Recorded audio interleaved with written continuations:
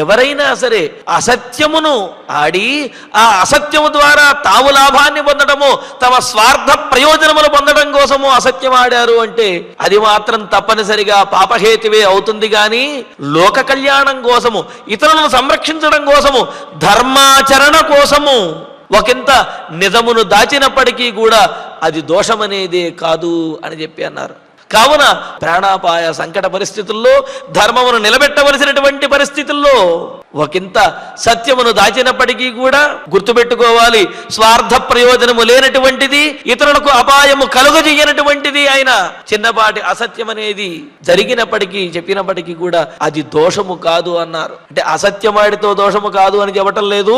స్వార్థ ప్రయోజనము లేనటువంటిది, ఎవరికి అపాయమును కలిగించినటువంటిది అయిన చిన్నపాటి అసత్యమును ప్రేరేపించినప్పటికీ కూడా అది దోషము కాదు అని చెప్పి మనకు ధర్మశాస్త్రం తెలియజేస్తున్నది.